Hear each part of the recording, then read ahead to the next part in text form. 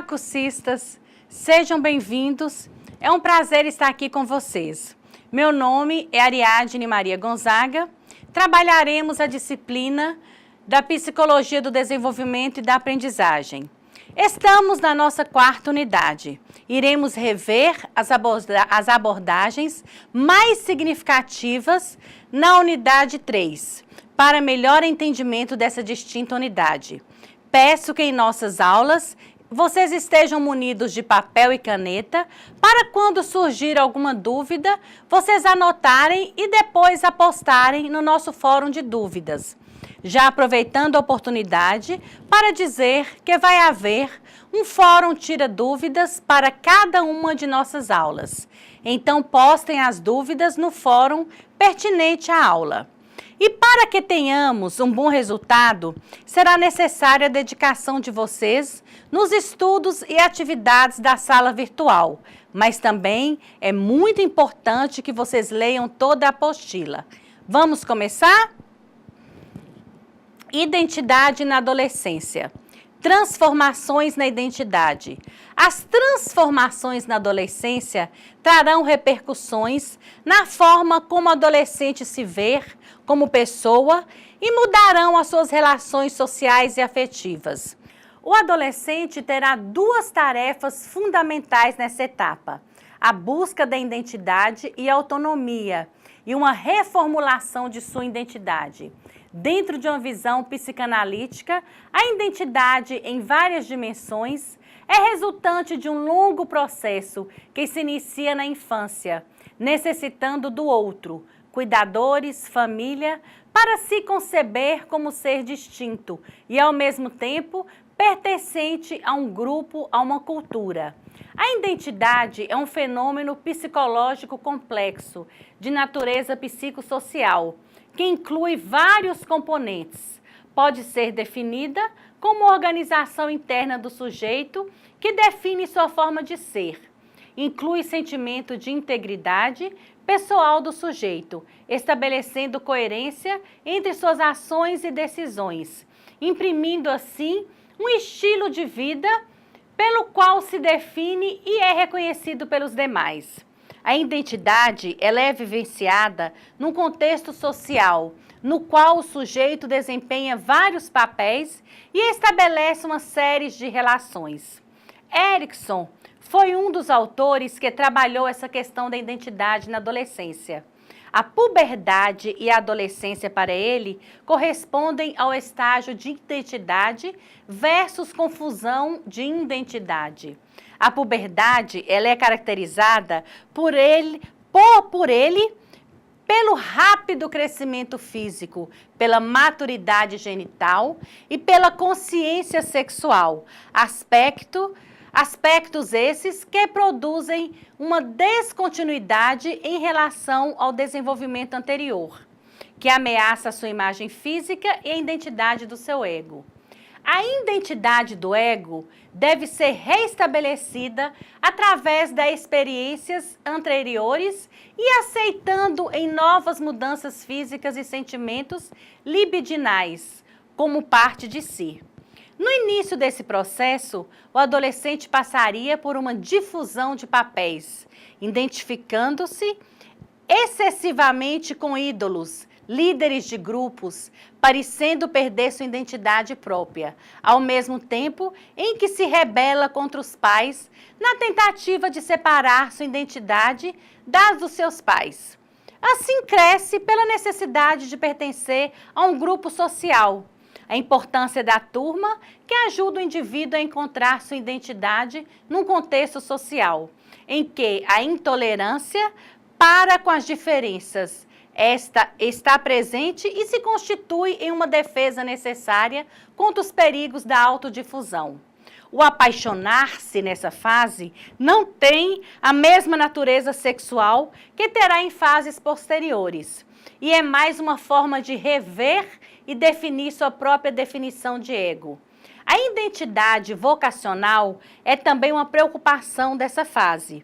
A identidade do ego desenvolverá a integração desses processos, de forma que o indivíduo venha obter uma intimidade sexual afetiva de amizade, sem o temor de depender de sua identidade. A confusão ou difusão de identidade seria uma resolução insatisfatória dessa crise. O jovem temeria tomar decisões por se sentir demais ameaçado e conflitado, não conseguindo se definir psicossocialmente.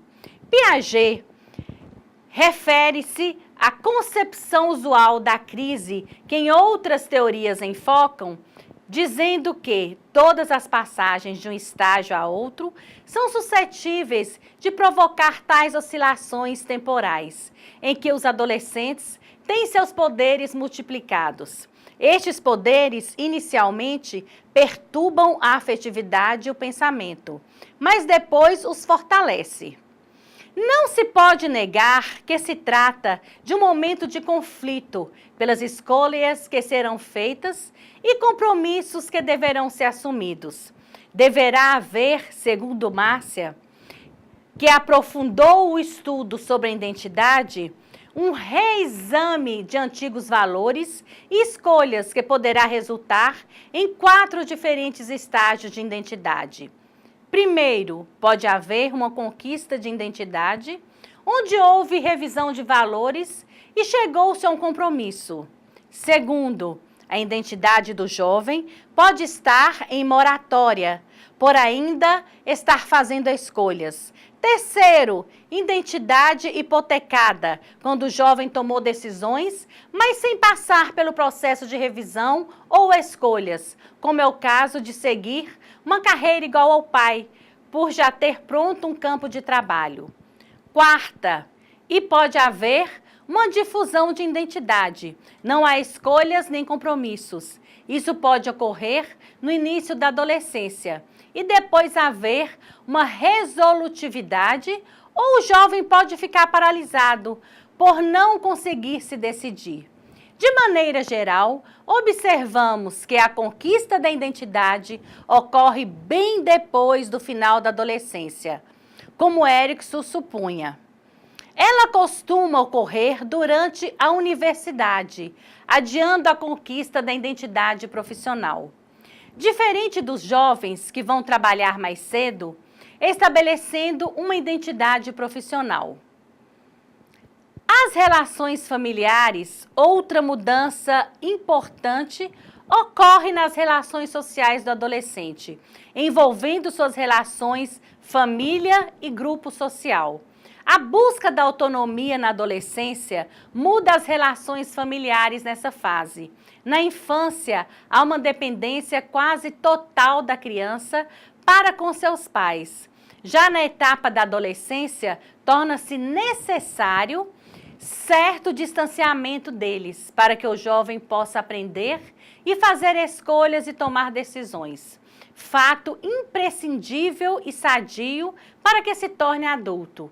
Por isso, os conflitos entre pais e filhos crescem na adolescência. Apesar de os pais continuarem sendo referências importantes para os adolescentes. Isso nem sempre é compreendido pelos pais, porque eles também precisam aprender a se separar dos filhos e muitas vezes entendem esse afastamento como desamor, fato não necessariamente verdadeiro. E os laços familiares estabelecidos anteriormente se forem fortes e afetuosos. As mudanças pubertárias mudam também as expectativas dos pais com relação aos filhos. Há um aumento da preocupação com o jovem em orientá-los e evitar um excesso de independência deles. Pois pela mudança na forma de pensar, como vimos, os jovens acreditam ser imunes aos perigos e podem se expor a situações de riscos. Com o decorrer dos anos, as relações tendem a se tornar mais equilibradas com os pais, dando mais autonomia aos jovens à medida que eles amadurecem e a conquistam. Os grupos, concomitantemente, ao afastarem dos pais, há uma grande aproximação com os grupos iguais, maior do que em qualquer outra etapa do desenvolvimento. Os adolescentes ficam mais de metade do seu tempo com os amigos.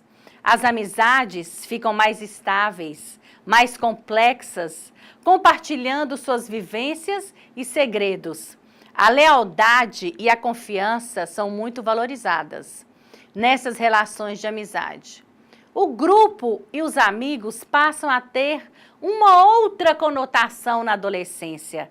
Tais relações se tornam um meio de o jovem realizar a transição de afastamento do grupo familiar estável e seguro para alcançar sua independência. As relações grupais entre os adolescentes parecem se intensificar entre os 13 e 14 anos, decrescendo gradativamente à medida que o jovem alcança uma identidade mais estável. Ele cita uma interessante pesquisa sobre o grau de influência dos amigos na adolescência. A conclusão dos pesquisadores foi que maior grau de suscetibilidade aos amigos foi por volta de 14 anos, mas o nível de conformismo do adolescente ao grupo foi muito baixo.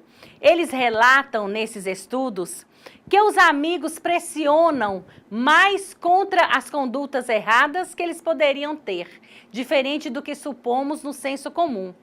Outro ponto interessante é que os jovens menos suscetíveis à pressão do grupo são aqueles que têm uma relação familiar mais próxima, podendo concluir que existe sim uma forte influência do grupo de iguais na adolescência, mas existe também os fatores que podem minimizar tal influência, como vimos. Mudança nas estruturas dos grupos de amigos ocorrem também durante a adolescência. No final da infância, meninos e meninas fazem parte de grupos pequenos e do mesmo sexo. Nos anos iniciais da adolescência, inicia a interação de grupos masculinos e femininos. Progressivamente surgem grupos adicionais com adolescentes de sexo oposto, aparecendo grupos mistos que podem às vezes substituir os grupos antigos do mesmo sexo. Tais grupos heterossexuais vão interagindo com os outros em diversas atividades, como festas, competições esportivas e demais. Ao final da adolescência, os grupos se desfazem e surgem os grupos livres, formados por casais. Uma das mais marcantes mudanças na adolescência é no campo da sexualidade. Com as mudanças biológicas da puberdade, os impulsos sexuais aparecem e a libido ela é relativada, fazendo com que a sexualidade adquira a genitalização própria da idade adulta, voltando-se para uma relação heterossexual, segundo Freud. Muitas pessoas confundem a sexualidade com a genitalidade. A sexualidade não se reduz aos órgãos sexuais. Ela está presente desde os primórdios da vida e engloba toda a série de excitações em todo o corpo. O bebê tem prazer em chupar os dedos, por exemplo, o que nos mostra que a boca produz excitações, assim como a região anal, genital e outras, como nos ensina a psicanálise. A sexualidade humana é composta de 4 aspectos: o biológico, a identidade sexual, o papel sexual e a orientação ou desejo sexual. O sexo biológico, macho ou fêmea, é determinado no nascimento e se refere às características genótipas e fenótipas do corpo. A identidade sexual ou identidade de gênero é o reconhecer-se como ser homem ou mulher, que se estabelece na infância, por volta de 3 anos de idade. O papel sexual se refere às formas de se comportar, masculinas, femininas ou mistas, variando conforme a época e a cultura em que se vive. A orientação ou desejo sexual se refere à atração emocional ou desejo sexual do indivíduo. definindo-se geralmente no final da adolescência ou início da idade adulta, podendo ser heterossexual, homossexual ou bissexual. Diferente dos animais, o ser humano não tem na reprodução o objetivo primordial da sexualidade. Os animais copulam quando estão no cio, diferente do humano, que obtém prazer através dela. Isto fez com que, em todas as culturas, houvessem interdições ao livre exercício da sexualidade, repelindo-se práticas sexuais sem fins reprodutivos, como é o caso das relações homossexuais. Principalmente com o advento do cristianismo, que pregava como finalidade do sexo a procriação e não o prazer, considerado pecado, a orientação homossexual passa a ser vista como doença, anormalidade e desvio. Antes desse período, na Idade Média, era comum a relação sexual entre um adolescente e um homem mais velho a título de ensino da sexualidade e experimentação. Fato este que nos confirma a influência do momento histórico na percepção das condutas sexuais. O capitalismo também contribuiu para essa repreensão da sexualidade, pois para se explorar a mão de obra do trabalhador, esses não deviam desviar suas energias, se perdendo em prazeres que não aqueles que permitissem a procriação, partindo da conceituação da sexualidade já exposta. Vamos ver como ela se dá na adolescência. Na infância e no início da adolescência, os impulsos emocionais, as emoções sexuais estão voltadas para si e para o próprio corpo. Gradativamente, dirigem-se para um outro, do mesmo sexo ou não. Estes encontros costumam acontecer nas turmas mistas e, à medida que os puberes vão ganhando confiança e desenvoltura, acontecerão fora do grupo. Essas relações afetivas entre pares são muito importantes para a vida social e emocional dos jovens, satisfazendo as necessidades sexuais de afiliação, amizades, diversão, de afeição e de dar e receber apoio. Eles aprendem a interagir uns com os outros, divertem-se, têm suas primeiras experiências eróticas e aumentam seu prestígio no grupo de iguais. Podemos, através disso, entender por que os adolescentes estão quase que totalmente voltados para estes assuntos nessa etapa, chegando a diminuir o seu rendimento escolar. É nessa fase também que a conduta sexual irá se manifestar mais claramente. Geralmente, entre os 10 e 15 anos, se iniciam as práticas masturbatórias na adolescência, podendo ser mais precoces em alguns casos. Na infância, já existiam comportamentos de exploração e prazer, mas não tinham o caráter que adquirem na adolescência. Há uma frequência maior da masturbação entre os rapazes do que entre as moças. Por questões culturais, há estimulação na vivência da sexualidade para o gênero masculino e uma repreensão para o feminino, mesmo nos tempos atuais.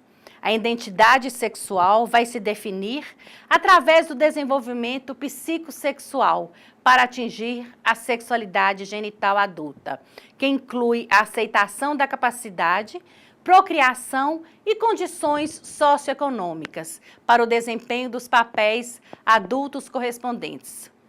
Reconhecer-se como homem ou mulher se dá, então, por identificação com as figuras paternas, geralmente com o pai, no caso dos meninos, e com a mãe, no caso das meninas, e com a internalização dos atributos que uma determinada sociedade impõe aos seus membros. Haverá ainda uma definição da orientação sexual do jovem, que também tem suas bases na infância. O desejo sexual será investido em outro, que pode ser do mesmo sexo ou não. É comum haver contatos homossexuais, especialmente entre garotos na infância ou no início da adolescência. Tais condutas não são preditoras de uma orientação homossexual. Geralmente acontecem pelos jovens estarem experimentando seus novos desejos e se sentirem inseguros quanto ao seu desempenho sexual. Mas como vivemos numa sociedade homofóbica, repúdia a orientação homoerótica, tais práticas são ocultadas. Segundo o BI, apenas 2 a 3% desses adolescentes relatam a manutenção das relações homossexuais. Entre os adultos, a orientação homoerótica incidiria entre 4 a 6% da população, com dados indicados até 17%. Não existem pesquisas que comprovem uma causa definida para a homossexualidade ou a bissexualidade. Sabe-se que fatores genéticos estão envolvidos, mas eles não definem por si a orientação sexual do indivíduo. Fatores intrapsíquicos e ambientais também estão em jogo. Aliás, nenhum comportamento é definido pela biologia nos seres humanos. Tais adolescentes, geralmente, são incompreendidos pelos grupos familiares, escolar e de iguais, passando a ocultar o máximo possível a sua orientação, podendo sofrer agressões com danos psicológicos intensos quando chegam a perder a vida. Seja qual for a causa da orientação homo ou bissexual, o fato é que os adolescentes que têm tais orientações sofrerão exclusão social, inclusive profissional, pelos preconceitos e estereotipos existentes quanto a esse grupo, tornando mais penosa a passagem pela adolescência. O consumo, em suas mais variadas formas, das drogas, internet, jogos e objetos, tenta preencher o vazio do ser adolescente nesse cenário, mas falha por não ser possível a completitude. A quebra e o enfraquecimento dos vínculos sociais e familiares contribui de forma contundente para que os sujeitos se anestesiem através do consumo, seja de drogas ou objetos. O aumento dos índices de depressão na adolescência, assim como de suicídio, é a expressão desse sofrimento. Possibilitar o resgate desses vínculos na adolescência é fundamental para serem construídas identificações mais saudáveis nessa etapa. As toxicomanias são formas de apaziguamento da angústia, do sofrimento dos sujeitos, diante da incerteza e mutabilidade do mundo atual. Com relação ao início da vida sexual, os estudos indicam uma tendência no Ocidente dos adolescentes se iniciarem devido a uma maior permissividade das atitudes e liberdade sexual ocorrida após a década de 60. Geralmente, as primeiras relações ocorrem entre 15 a 19 anos de idade, sendo que os rapazes iniciam mais cedo. Entre as outras variações que afetam a idade da iniciação sexual, detecta-se maior precocidade nas grandes cidades, entre aqueles com menor escolaridade e nível socioeconômico menor. O maior nível de supervisão e acompanhamento dos pais adiam a iniciação sexual do jovem. Houve um pequeno, mas ainda insuficiente, aumento quanto ao uso de métodos contraconceptivos na adolescência, provavelmente devido às campanhas implementadas. O maior uso se dá entre os adolescentes com maior escolaridade, entre aqueles que começam mais tarde a vida sexual e com maior nível socioeconômico. Em contrapartida, temos tido uma alta taxa de gravidez na adolescência, em jovens menos escolarizados e com menor nível socioeconômico. Pelas mudanças sociais e econômicas ocorridas nas últimas décadas, diferentes da época de nossos avós. A gravidez na adolescência não é um acontecimento favorável na vida dos adolescentes. Ela perturba o ciclo de pobreza, pois os jovens interrompem sua escolarização, reduzindo o nível de profissionalização e, consequentemente, remuneração no mercado de trabalho. São muitas as razões que contribuem para a ocorrência da gravidez na adolescência. A gravidez na adolescência é um evento com inúmeras consequências na vida dos jovens. A utilização de métodos contraceptivos não ocorre de modo eficaz na adolescência, pela negação da possibilidade de ocorrência desse fato, decorrer da forma de pensar nessa etapa, como já foi exposto. Acreditam também que, por manterem uma atividade sexual de forma eventual, não justificaria o uso de contraceptivos de forma contínua, agravado pelo fato de que há o receio desse uso pelos pais, denunciando uma atividade sexual que tenham que ocultar. Essa utilização inadequada, principalmente não frequência de uso de preservativos nas relações sexuais, expõe os jovens à contaminação por doenças sexualmente transmitíveis. DSTs, incluindo os vírus HIV e a hepatite B, que são letais. A maternidade precoce pode ocorrer em adolescentes com baixa estima, associada à falta de apoio e afeto da família, mau rendimento escolar e grande permissividade da família, de forma que a gravidez precoce torna-se um meio para conseguir afeto, talvez uma família própria, reafirmando assim o papel de mulher. Quanto aos filhos dos adolescentes, existem riscos, tanto físicos, imediatos, quanto psicossociais, que se manifestam a longo prazo. Pode haver abandono do filho, dando a adoção, e quando o recém-nascido não é abandonado, está mais sujeito à relação à população geral a maus tratos. A maior frequência de prematuridade, de baixo peso ao nascer, trauma obstétrico, maior frequência de doenças perinatais e mortalidades infantis, entre outros, em decorrência de vários fatores.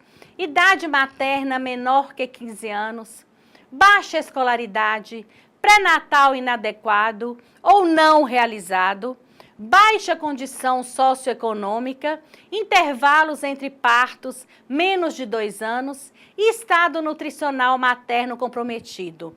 Apesar da facilidade de acesso à informação referentes à sexualidade, pesquisas demonstram que somente essas não garantem maior proteção contra doenças sexualmente transmissíveis e a gravidez não desejada. Outra decorrência preocupante da gravidez na adolescência é o aborto. O número estimado de abortamentos em jovens de 10 a 19 anos em 1996 foi de 241.392 casos, segundo o Programa de Saúde do Adolescente, Ministério da Saúde, 1996. Em nosso país, a prática do aborto é ilegal, de forma geral, mas representa um problema de saúde pública por ser a 4ª causa da morte materna, devido às suas complicações. Acontece em todas as classes sociais, idades e estado civil. Diferentes das adolescentes com maior poder aquisitivo, que utilizam clínicas especializadas, diminuindo as possíveis complicações. As jovens mais pobres ou não recorrem ao aborto ou buscam serviços e métodos não especializados, que podem levá-las ao óbito ou esterilidade. Sem falar nos danos emocionais provocados pela culpa. Outro fenômeno recente na adolescência tem sido a alta incidência mundial de bulimia e anorexia, principalmente em jovens do sexo feminino. Para ficarem magras, segundo os padrões de beleza feminino, que a atualidade na nossa sociedade contemporânea é tão valorizado. Como vimos, um dos efeitos da puberdade para as meninas é um aumento na quantidade de gordura corporal. Então, se os adolescentes internalizam que ser bela, ter sucesso na vida é ser magra, provavelmente desenvolverão uma insatisfação com sua imagem corporal e passarão a fazer dietas ou tomar fórmulas para emagrecer, sem prescrição médica, buscando o ideal de beleza difundido. Poderão também desenvolver transtornos emocionais, como no caso da bulimia e anorexia. A bulimia caracteriza por episódios de grande ingestão de alimentos, comer compulsivo, seguido por vômitos autoinduzidos, uso de laxantes e diuréticos ou de exercícios físicos como forma de evitar o ganho de peso pelo medo exagerado de engordar. A anorexia é uma perturbação da imagem corporal, onde a adolescente se vê e se sente gorda, mesmo muito abaixo do seu peso. Tal distúrbio pode ser fatal, por se negarem a comer ou diminuírem a alimentação de tal forma que chegam à morte ou um grande comprometimento da saúde em geral. A anorexia é uma perturbação da imagem corporal, que ocorre geralmente com adolescentes femininas, onde se veem e se sentem gordas.